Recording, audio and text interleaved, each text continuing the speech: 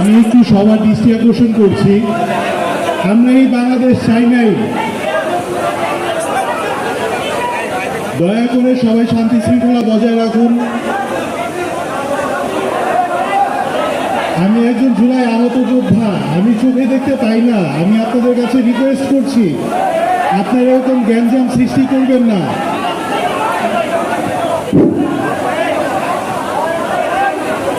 আপনাদের কাছে এটা আশা করা খুবই দুঃখজনক।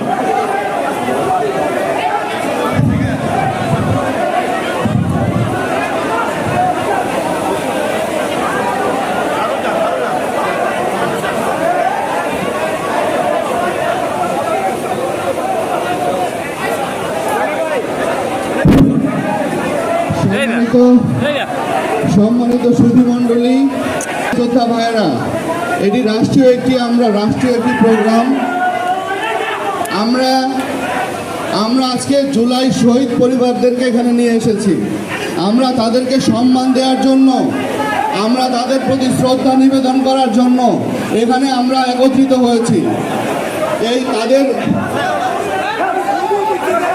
জুলাই শহীদ পরিবারদের আমরা সম্মানিত করার জন্য তাদেরকে এখানে নিয়ে এসেছি। আপনারা বসুন।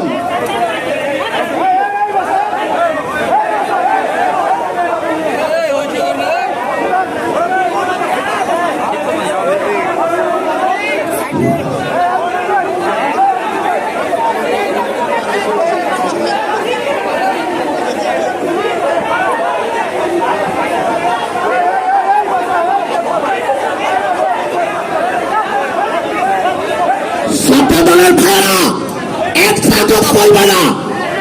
যারা এখানে বিতর্কিত কথা বলবে বা ধ্বংসাত্মক কোনো কাজ করবে, আমি বলবো তারা বৈষম্য শহীদের রক্তের সাথে বেমানি করতেছে।